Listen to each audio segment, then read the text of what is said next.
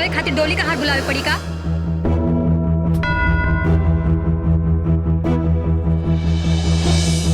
अरे हाँ, सच कही तो तू तो बहुत ढीठ लेकी बाड़ू हो। तेरा समझ में नहीं आवत का? चल अपना घरे जा, अपन महतारी के करेजा पे बैठिया।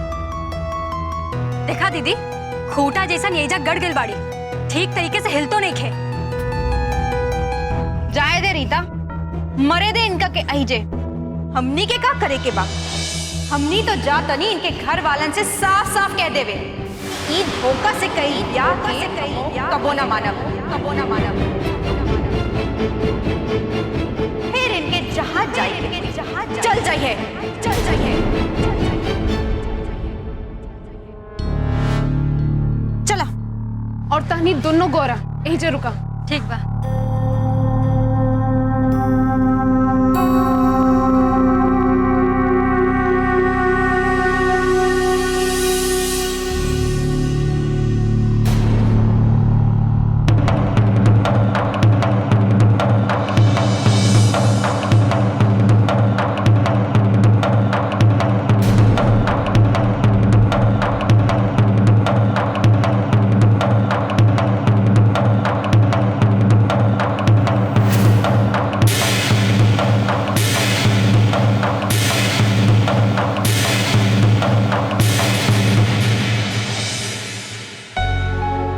देख सुधा, जन होके के रहे तौन तो हो गए।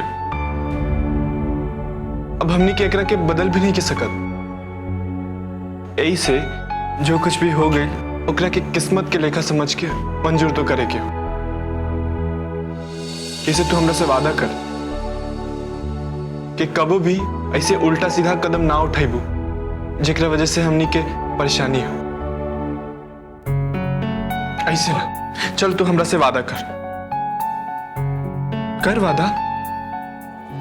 हाँ भैया, हम वादा करता नहीं, हम ऐसा कुछ ना करब।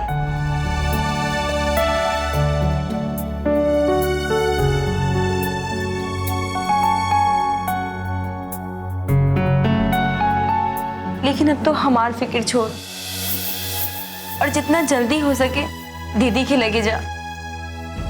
न जाने हो जा वो लोग दीदी के साथे कैसन सुलूक करत हो। ये दीदी के साथे दूध में गिरल मक्खी की तरह व्यवहार करत हो ये वो लोग। जा भैया, अब जल्दी से जा।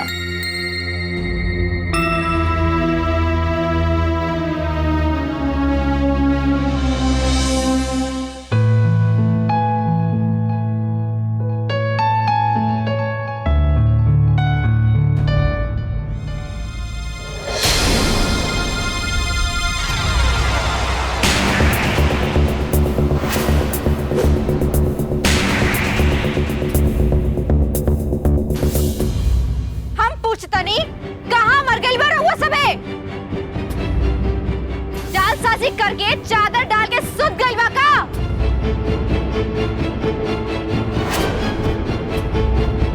अरे सुना था कि ना? भारी निकले सबे।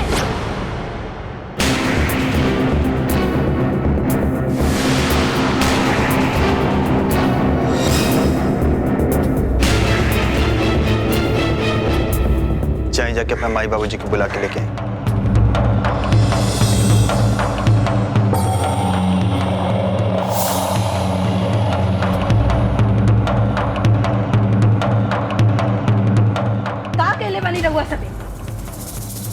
बात सुधा से बिया करे खातिर तय भेद है और रउआ सबे हमनी के आंखें में धूल झोंक करके एगो करिया लड़की के बिया हमरे भतीजा के संगे कह देनी है।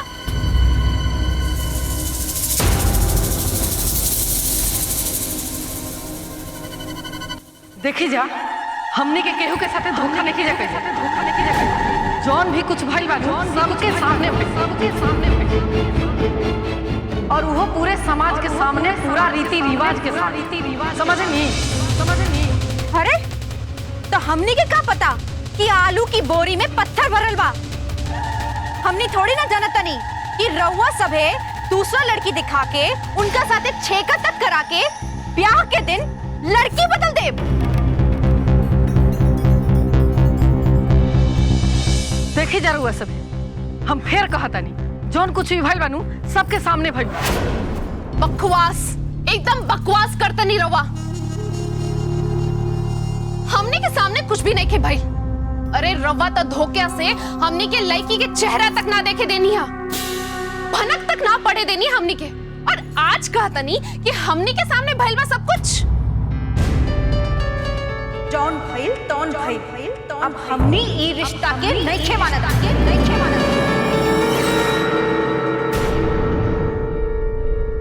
और जितना जल्दी हो सके रउआ सबे ऊ लड़की के ओइजा से ले आई। ना तो हमनी वो लड़की के अपना घर से तो का पूरा पुन से बाहर खदेरा।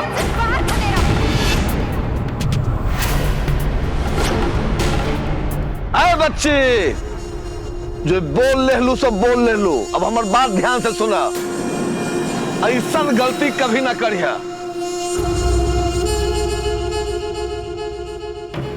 तो हम ही का हमार पूरा गांव और समाज जाके तहरा दरवाजे पर अनशन पर बैठ जाए।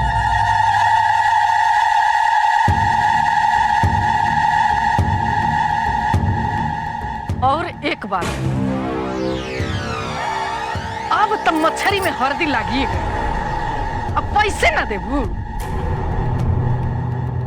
अगर जहां हमरा बेटी के अपनावे से इनकार कइलू ना हम थाना पुलिस आ कोर्ट कचहरी के चक्कर लगवावे तो हमरो नाम कूद ना।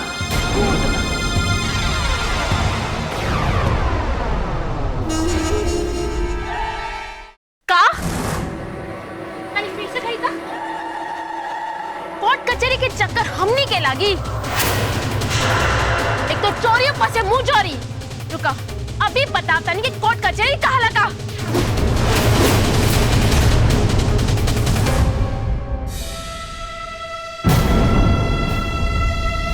हम कहता है छोड़ लगा के ना आ इनका चारा के निकाल के दो।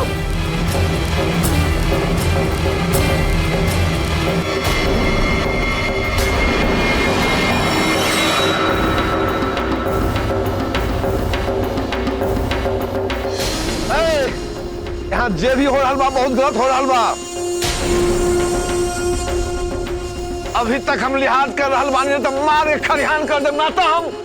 ना तो का आज हमनी एहिजा से फैसला करके ही जाए। सीता तू रुक जाओ, शांत हो जाओ तू। हमनी के ही लोग जैसा ओछी हरकत तब नहीं कर सकत ना। संस्कार नाम की भी कोनो चीज होला। माना था नहीं कि लोग हमनी के साथे धोखाबाजी कैले बा।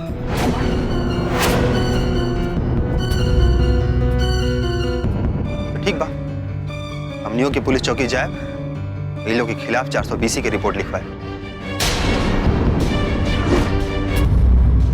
चलो लोग यहाँ से। बाबू देखिए बाबू,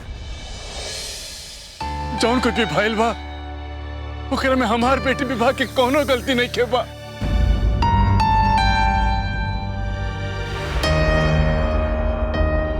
ये लोग के कैल गलती के सजा ओकरा के ना दी बाबू। बस अब हमनी ई विषय में एक शब्द भी ना सुनब।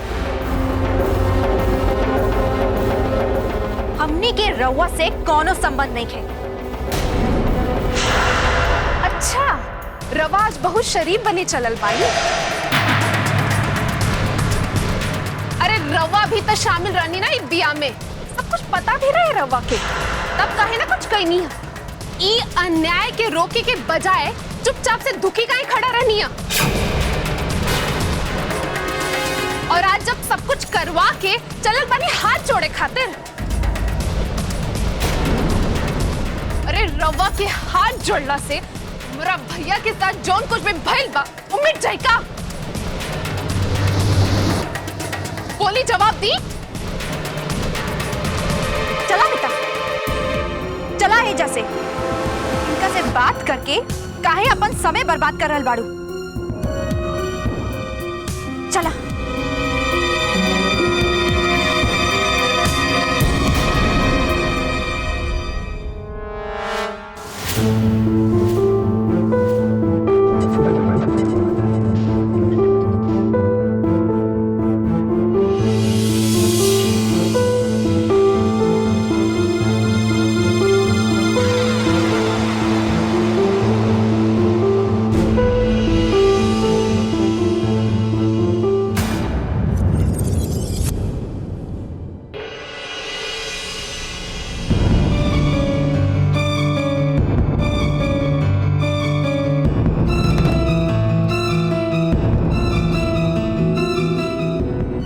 जी रहुए बताएं कि अब का कर लिया।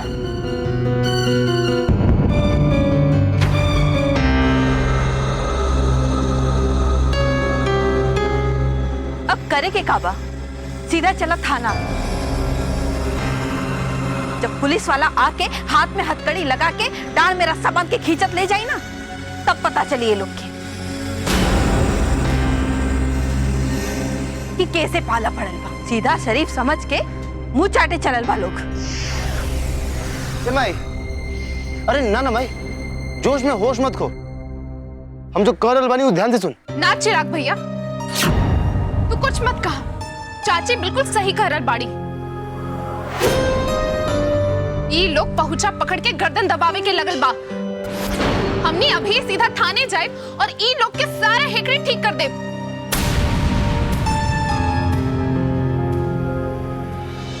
हाँ चिराग, अब हमनी के ये लोग जैसा नंगई पे उतर के लड़ाई झगड़ा तो नहीं कर सकत ना।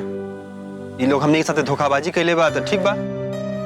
हमनी के थाना में जाके धोखाबाजी के केस लिख पाए, जैसन के साथ तैसा नहीं हुई।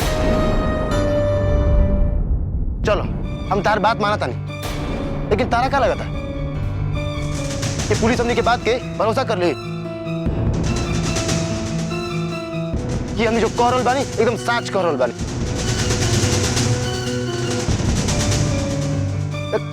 देखा, हमने कहे के मतलब ई बा कि इतना बढ़न कदम ये लोग बिना योजना के कैसे बना ली। हमरा तो लगा था कि ये लोग पुलिस वाला के खिया पिया के अपना साथे कर ले बा।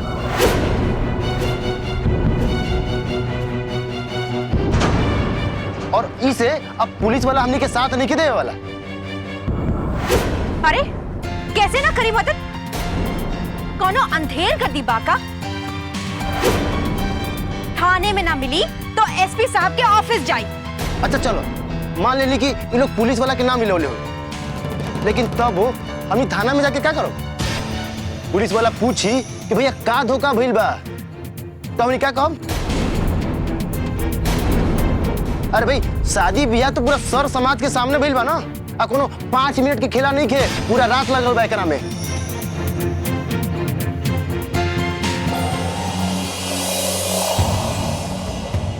तो फिर पुलिस कैसे मान ली कि हम जो कह रहल बानी एकदम सच कह रहल बानी? यही से कि वो लोग हमने के लड़की ना देखे देलेस, हमने के भनक भी ना लगे देलेस कि लड़की बदल गई बिया।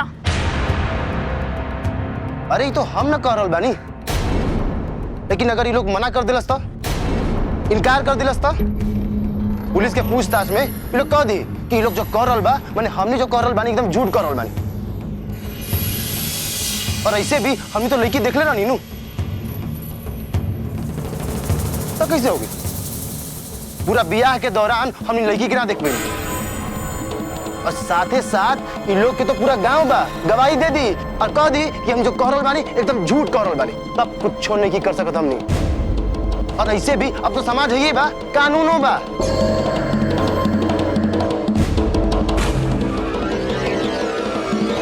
और हमनी के कुछ नहीं की कर सकत। ऐसे भी जितना भी कानून बा सब लड़की लोग के पक्ष में रहला। कानून हमनी के मदद एकदम नहीं कर सकत। तो का कल जाए?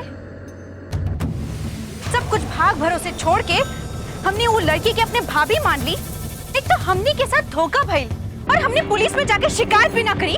अरे हम खाली ई कह रहल बानी कि पुलिस के पास गइला से कुछो फायदा ना होई। तो फिर का कर जाए? कुछ भी दो सर, चिराग बिल्कुल सही कह रहा है। अब यहाँ से चला लोगी, अरे चल के ठंडा दिमाग से सोचल जाए और बाद कुछ नया फैसला ले जाए।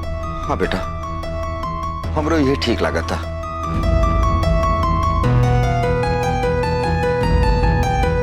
जोश में आके कोनो गलत कदम ना उठावल जाए। घरे चल के ठंडा दिमाग से इस समस्या पर बैठ के बातचीत कर जाओ, चलल जाए सब।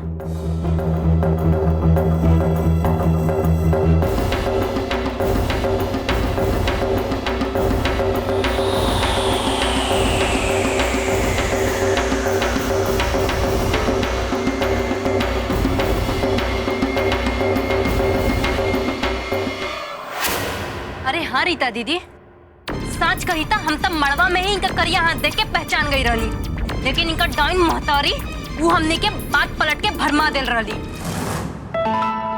और का और इनकर बाप उनकरा के ना देख लू, शक्ल से इतना सीधे लगे वाला आदमी और ब्याहे के दिन ऐसा मुंह लटका के खड़ा रहले, चेहरा पे ऐसा 12 बजा के। जब हमने के पूछे गईली तो इनकर माई बड़े आसानी से सफाई दे लगली कि बीमार बाड़े, तबीयत खराब बा। अरे इनकरा के तबीयत खराब हुई अब जब इनकरा के ई बात के पता चली ई शादी हम लोग नहीं खे माने वाला, तब सीधा पहुंच जाएंगे स्वर्ग लोक में, ऊपर नोन के बिया ला दे, समझ लू। और तोहरा के और तोहरा उस चालाक माई के जब पता चली ना हमनी से पंगा लेवे के नतीजा, समझ लू।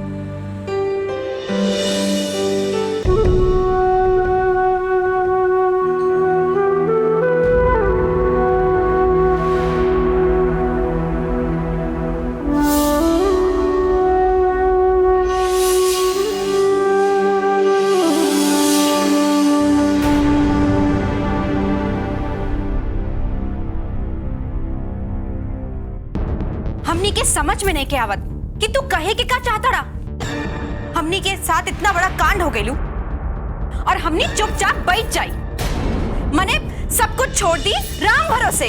हाँ,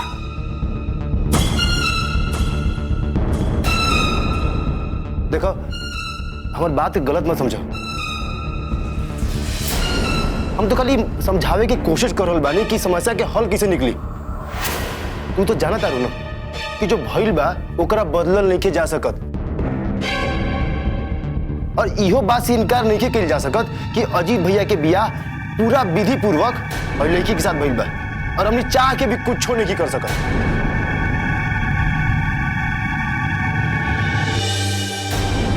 तहार बात बिल्कुल सही बा चिराग, लेकिन अब हमनी के का करी?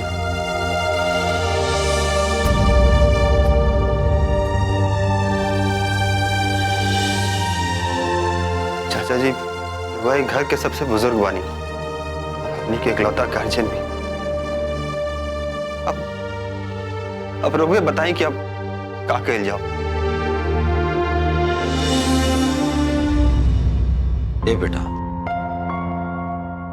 हमार तक कुल ब्रह्मांड घूम गई बा। हमरा तो कुछ समझे में नहीं आवत कि हम कहा करी। देखिए बाबूजी, अभी समझे समझावे के समय नहीं रह गई। देख ले नीनू, बियाह हो गई बा और लड़की वाले ही बात के साबितो कर दी। अगर हमने बियाह से इनकार करी नू तो चल जाई उ लोग पुलिस लगे।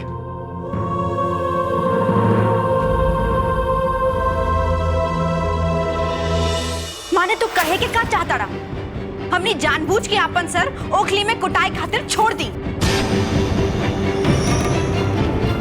और जीवन भर ये लड़की के छेली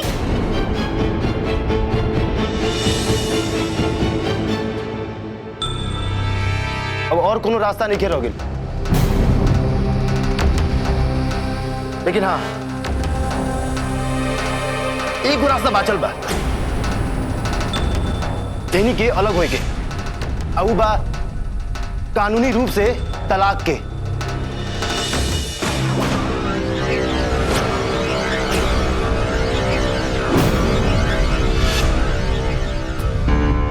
लेकिन ओकरा में बहुत नुकसान बा, काहे कि ओकरा में अजीत भैया के अपन संपत्ति के बहुत बड़ा हिस्सा और महारानी के मुआवजा के तौर पर देवे पड़ी।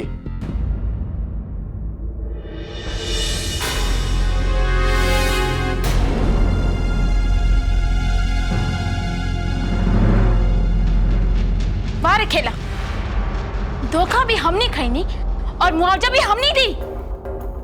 एगो फूटी कौड़ी न दे, कोनो हराम का पैसा धरल बा का इजा।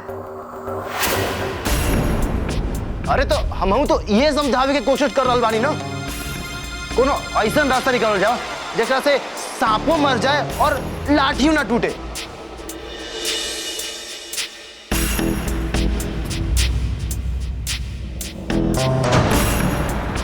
कोर्ट कचहरी पुलिस भइल तो हमनी सबके बहुत परेशानी हुई और सबसे ज्यादा नुकसान हमनिए के हुई।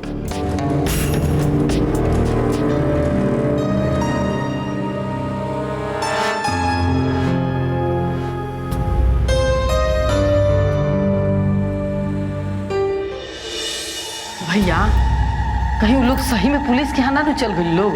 ना ननकी, अभी तक तो वो पुलिस लगे ना पहुंचला और हम फोन करे रही थाना में, वो सब ना पहुंचला। बाकी तू चिंता मत कर ना। अरे एक बार अगर मछली पानी में चल गई तो ओकरा पार लगा ही के पड़ी, और चाहे कुछ भी कर लिया नहीं लोग, उनका के विवाह के अपना वही के पड़ी। एक बात है ननकी, ये सब काम बड़ा ठीक से हो गई। वो कहावत है ना कि हिंग लगे ना फिटकरी और रंग चोखा।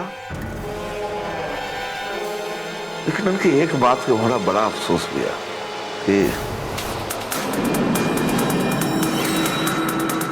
सुधा भगिनी अभी भी हमरा से नाराज भी है। अरे कोनो बात ना भैया, धीरे धीरे सब ठीक हो जाए। लेकिन भैया, एक बात हमरा अब तक समझ में ना आई का?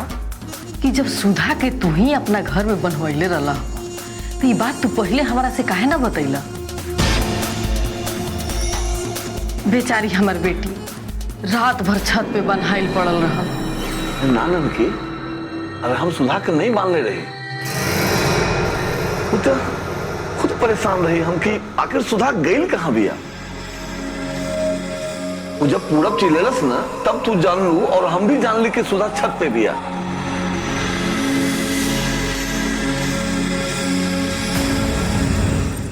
का बात कहता रहा भैया, हम तो अब तक यह समझत रहनी है कि सुधा के छत पे तू ही ले आइल बड़ा और तू ही बनवाइल बड़ा अपना घर पे। अरे ना ननकी ना, अरे हम अगर मानती तो तारा के बतेती ना। अरे हम तो खुद परेशान रही कि आखिर हमार आदमियन से पीछा छुड़ा के सुधा कहाँ भाग गई बिया। कमाल बा भैया, जब ये काम तू नहीं करवैले तो फिर के करवैले बा?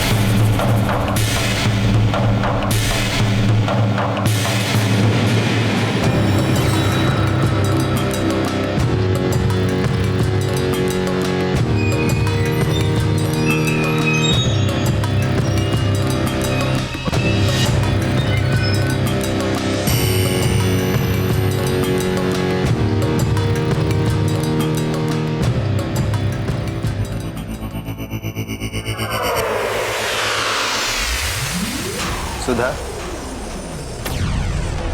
भगवान के लाख लाख धन्यवाद कि जो ना बियाह में हम ना जाए के चाहत रहली, ओकरा में कैसे भी करके हमरा के भेजलन।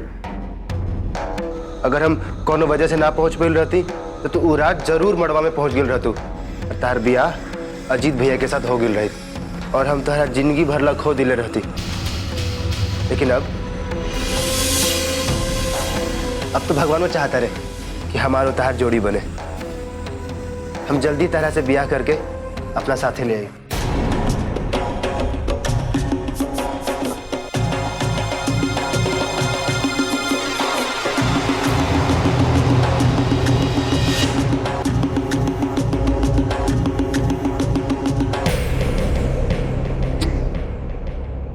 तू हमार बाड़ो सुधा, सिर्फ हमार।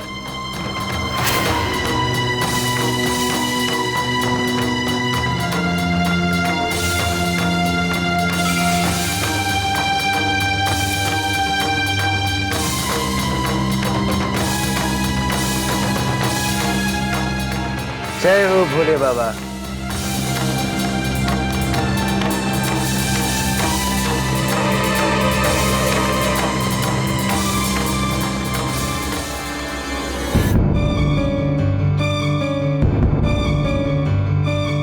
चिराग भैया एकदम सही कहा ले।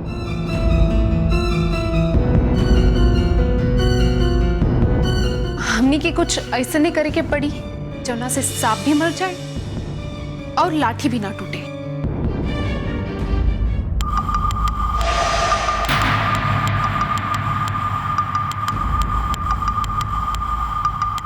लेकिन दीदी सब होई कैसे? का कल जाए हमनी के?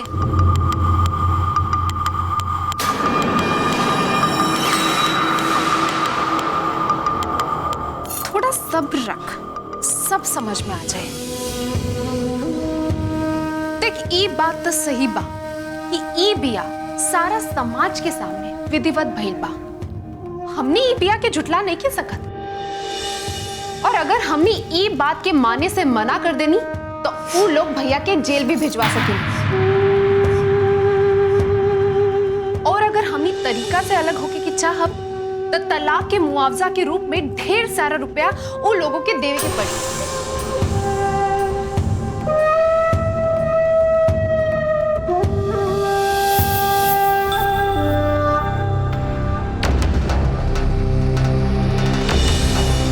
दीदी तू भी तो वह सब कह रहल बाड़ू जो नबीन नबीन चिराग भैया कह के गई ने। अब तू अपने हिसाब से बताओ कि इस समस्या के हल का बा? हल सिर्फ इहे बा कि ई लड़की इज्जत से चुपचाप चल जाए।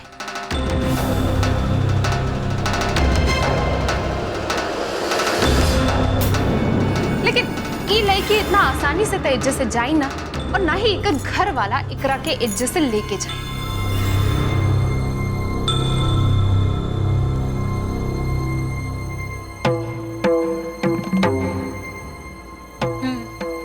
बात तो तुहार सही बा, लेकिन तू कहे के का चाहता रो? इहे कि हमने ये लड़की के इतना परेशान कर जाए, इतना परेशान कर जाए, ये लड़की खुद ब खुद तू ये 4 दिन में इज्जत से अपना मूड़ी पर गोड़ रखकर भाग जाए। फिर तो ना रही बांस और ना बजी बांसुरी।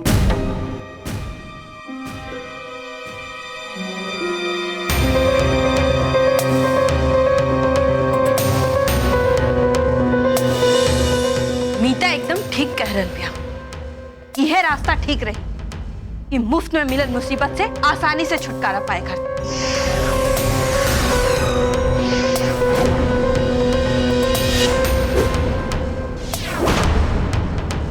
ए जी, रउआ का कहतानी? हाँ?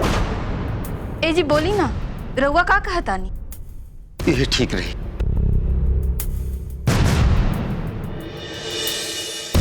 देखो बेटा, अब एकरा अलावा कोनो चारा नहीं है। बुझा था कि कोनो परिहार ग्रह लाग गइल बा। जब तक ये अनचाही लड़की जैसे चल नहीं की जात,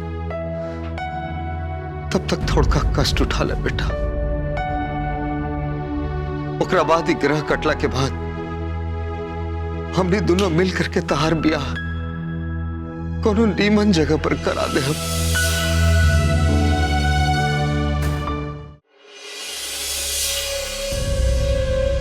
चलो मलकिनी।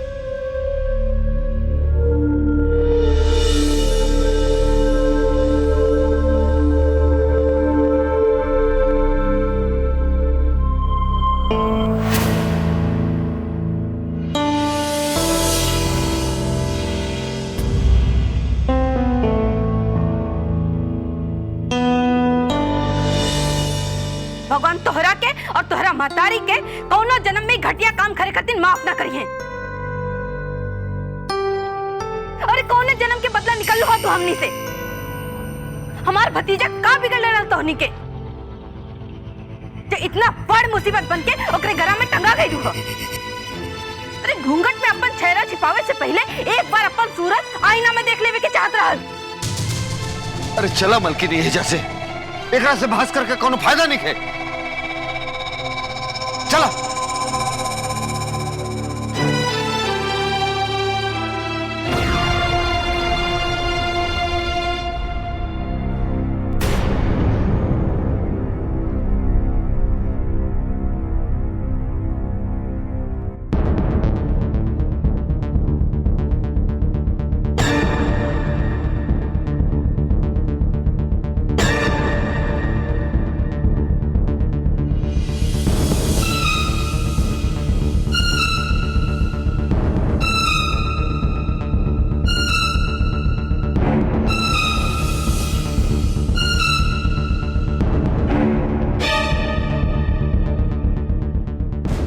तो परेशान मत होगा, हमने के मिलके सब ठीक कर दे।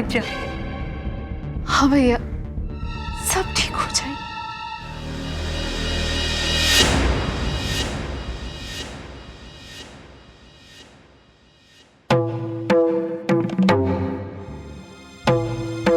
बताई तो कहाँ तो हमने ये सोच ले रही कि ये बिया करवा के अपन मतलब साधल जाए, लेकिन एजा तो पूरा दांव ही उल्टा पड़ गई।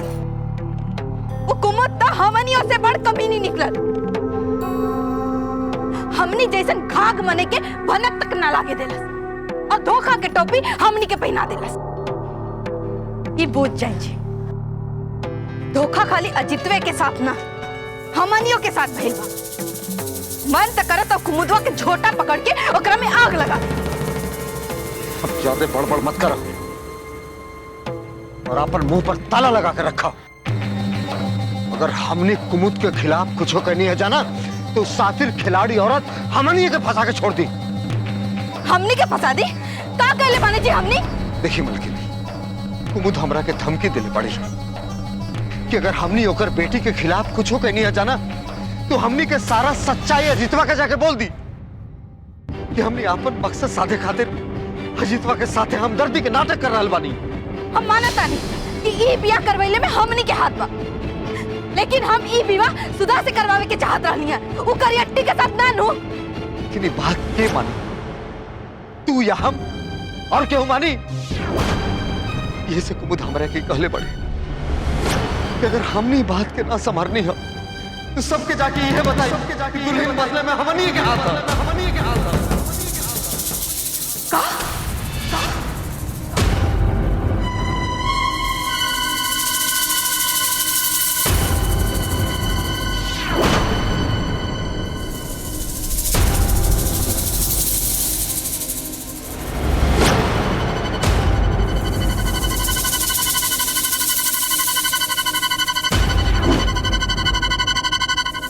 हाँ मलकिनी, हमने के अपन बनावल फंदा में वो हमनी के फंसा ले बड़े। लेकिन ये बात झूठ बा। दुल्हन बदले में हमनी के कोनो हाथ ना रहल। लेकिन ये झूठ हमनी के साबित कैसे कर जाए? जैसे ही सबके पता चले कि रिश्ता के पीछे हमने के कोनो मकसद छिपल बा, वैसे ही हमनी खातिर मुसीबत खड़ा हो जाए मलकिनी। देखिए मलकिनी, जवान औरत इतना लोग के आंख पे धूल झोंक करके हेरा फेरी कर सकेले वो हमने के आसानी से फंसा सकतिया।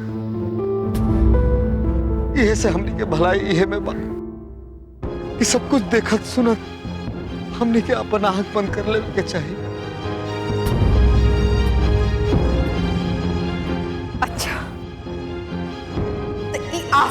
उड़त चिड़िया कपो ना कपो तो जमीन पे आइबे करी। और 14 दिन हमरा के मौका मिल गई ना, हम ओकरा के नानी ना याद दिला देली तो हमरो नाम दुलारी ना।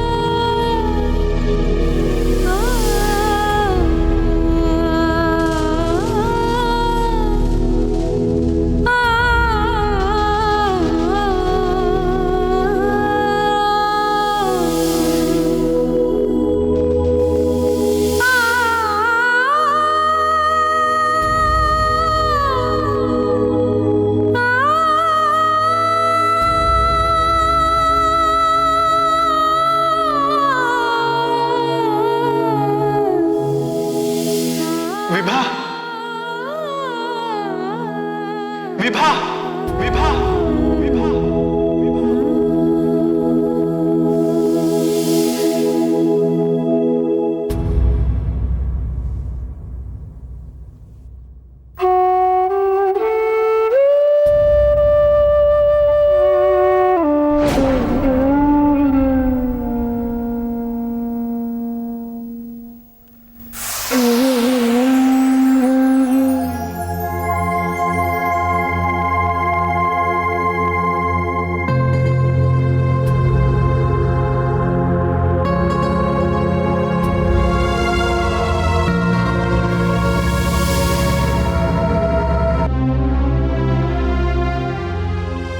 पूरब, तू हमार मतलब तू एजा?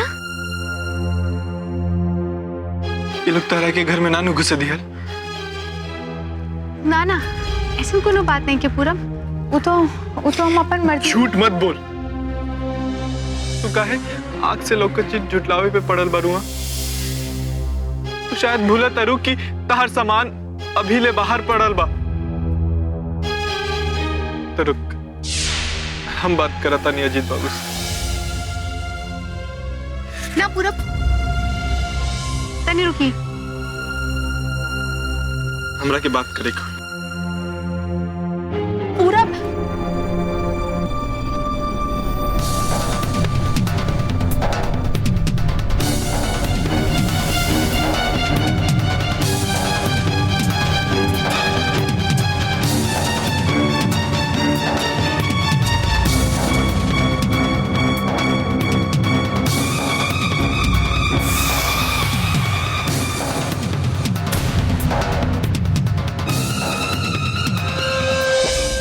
अजीत बाबू बानी का हम उनकरा से कुछ बात करे के चाहता नहीं। अब कौन बात बाकी रह गई बा? अतना कह के भी मन नहीं के भरल का?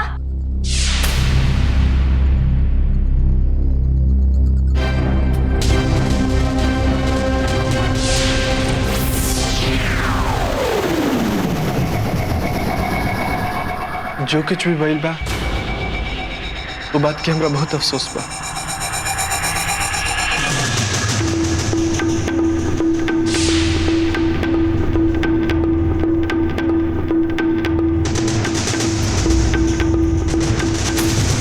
वाह भाई वाह, माने के पड़ी तहनी के बेहे आई।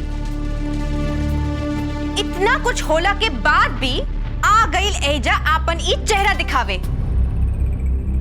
शर्म नाम के कोनो चीज बाचल बा कि ना तहरा ई आंख में? देखी,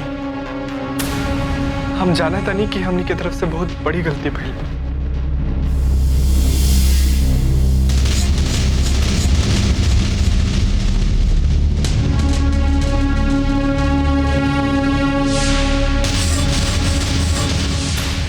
विश्वास करी कि जो कुछ भी भइल बानू ओकरा विषय में हमरा के या हमार बहन विभा के कुछ मालूम ना रहे।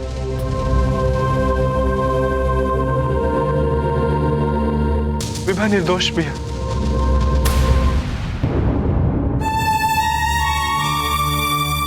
जो कुछ भी भइल बानू ओकरा में हमार बहन के कोनो गलती नहीं थी। अरे गलती चाहे केहू के भी होके, लेकिन आज भुगते तो हमनी के पड़ रहा बा ना। अपनी रवे बताए कि अगर इहे चीज अपने साथ भइल रहे तो का ओ बेरा भी रवा इहे कहती?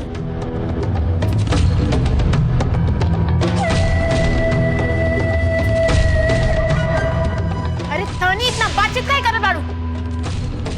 चल बाहर का एकरा के और एकरा कुपातर पहन के।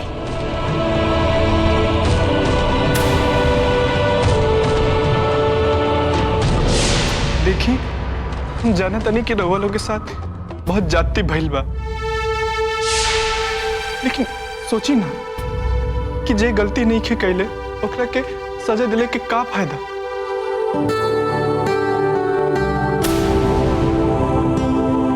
एक बार रउआ लोग हमार बहन की तरफ देखी,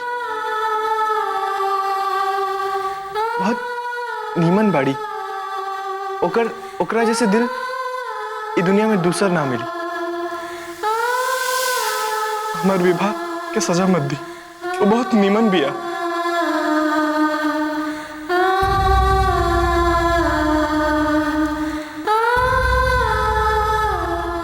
अगर यह बात बा तो तू एगो काम काहे नहीं के करत?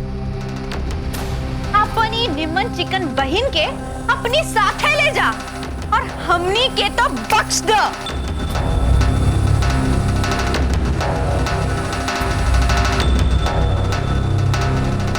देखी हम रवा लोग से विनती करा था नहीं,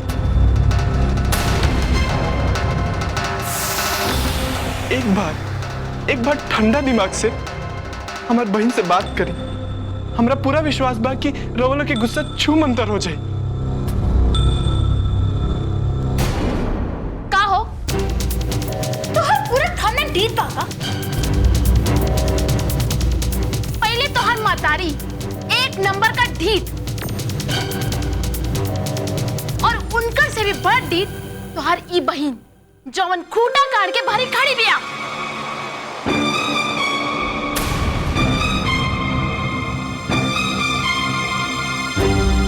अब एगो तोहरा कमी ना करा, तू आके अपन डिटाई दिखाई देलस। अब हम कहता नहीं, चल निकल एजा से, निकल।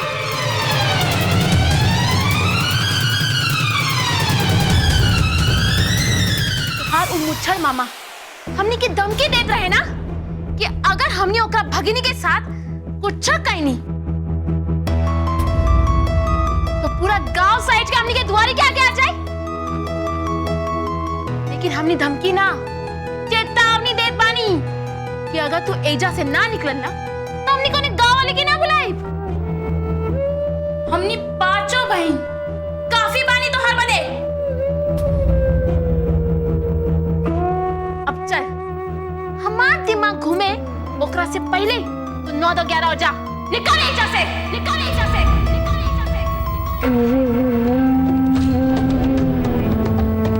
पूरब, ए पूरब,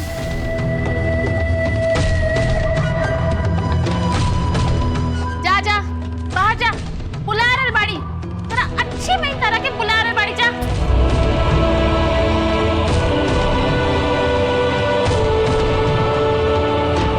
चला एजा से।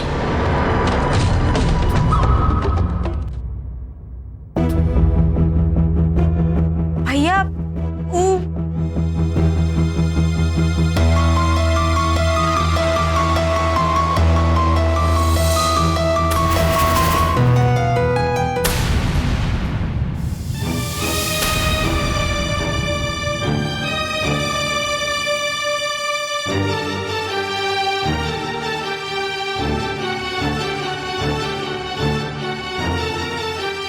पूरब, हमरा मान और तू घरे चल जा। वैसे जाके तू बाबूजी सुधा का ध्यान रख। नहीं, हम तारा के एजा छोड़ के कहीं ना जाए। और चल एक बा, तू भी चल हमरे साथ। नसीब से पीछा छुड़ा कि वो कहाँ भाग पाई पूरा। हमें जैसे कहीं ना जाए, ये नियति बा और ये है हमार मुकद्दर।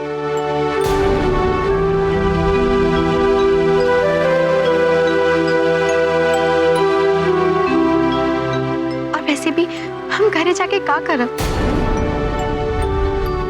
अब हमार ब्याह हो चुकल बा, और तू तो जानते बाड़ा कि हमरा ब्याह के लेके पहले से ही घर के लोग कितना परेशान रह रहे।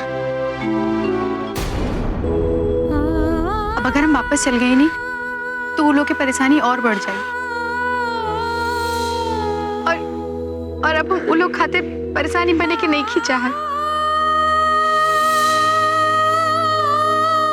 लेकिन तू एजा कैसे रहबू? अब तो जवान हमरा नसीब में हुई, ऐसा यही के पड़ी। हम अपना नसीब के विधि के विधान मान के सह ले। अब तू जाए एजा से, और जाए से पहले हमसे वादा करके जा कि जवन कुछ भी भई एक जिम्मेदार तू माई के मान के उनकरा से नाराज न रहे।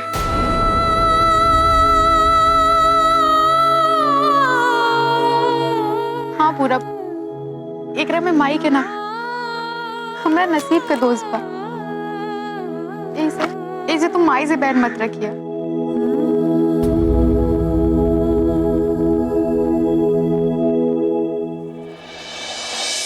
अब तू जा।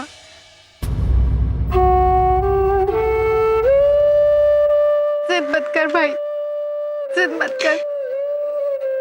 याद कर, तो याद कर जब हर साल हम तेरा के राखी बांधी तो तू हमरा से ये कहा कि धारने को उतार रहे। जब हम नौकरी करब तो तेरा के सब कुछ दे। आज हम तो से अपन उधार मांगे बानी भाई। हाँ पूरा, आज हमके हमारे नेक के रूप में तू यही दे दे कि तू एजा से चल जा। एजा से चल जा भाई, और वादा करके जा कि हमारी चिंता छोड़ के तो अपने घर वाला लोग के ध्यान रखा। वादा कर पाए। कितना आसानी से तू अपन राखी बन भैला मांग ले लू ना। तारा हमार उधारी लगावल बात याद बा, लेकिन तू बात कैसे भूल गई?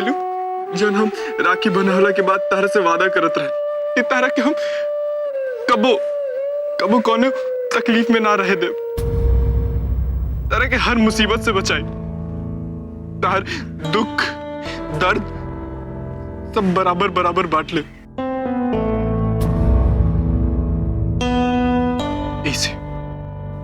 इसे कम से कम आज तक अपन राखी के दुहाई मत था।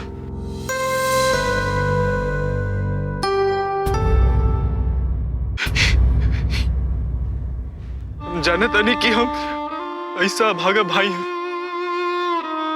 जो आज तक अपन बहन खातिर कुछ ना कर पाए, लेकिन आज हम तारा की ही हाल में छोड़ के कहीं ना जाए। तू चल हमरा साथ, तू चल, हम तारा के लेके नानी के यहाँ चल जाए, मेहनत मजूरी करब, हमने के गुजर बसर हो जाए। विभा तू हमरा पे भरोसा रखा, तू हमरा पे भरोसा रख, हम सब संभाल। और विभा देख, तू अनाथ नहीं खो, तार भाई अभी जिंदा बा, हम जिंदा मानी तारा खातिर। चल विभा, तो चल हमरा साथ। चल हम थोड़का देर ला तहार बात मान के तारा साथे चलता है, लेकिन सोच ले बात ओकरा बात का हुई। एक तो हमरा वजह से पहले से ही बाबूजी इतना परेशान मानी, अब अगर बाबूजी के ये बात के पता चली तो तो जीते जी मर जाइए। तनी ये तो सोच कि हमने क्या ऐसा हाल में देख के नानी की का हुई। ये बुढ़ापा में वो इतना दुख इतना तकलीफ कैसे बर्दाश्त करिए। सोच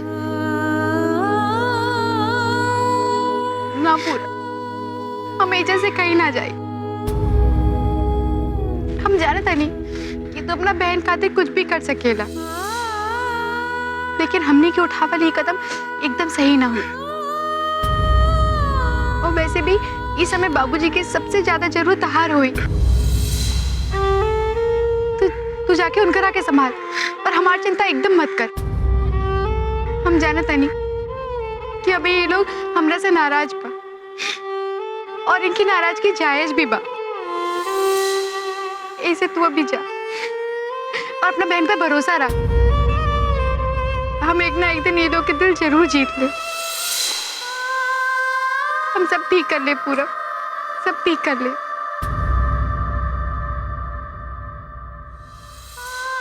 हम तेरा आगे हाथ जोड़ता नहीं पूरब, हमारी बात मान ला भाई। तो एजा से चल जा, तू जा एजा से पूरब।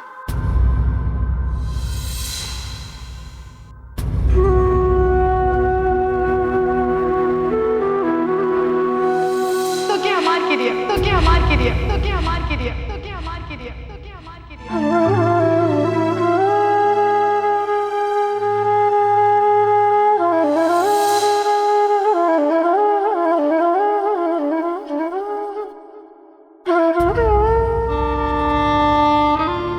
ठीक बा, तू कहा तारू तो हम अभी जात बने, लेकिन ये बात हमेशा याद रखिए कि तार भाई तारा खातिर कुछ भी कर सकेला,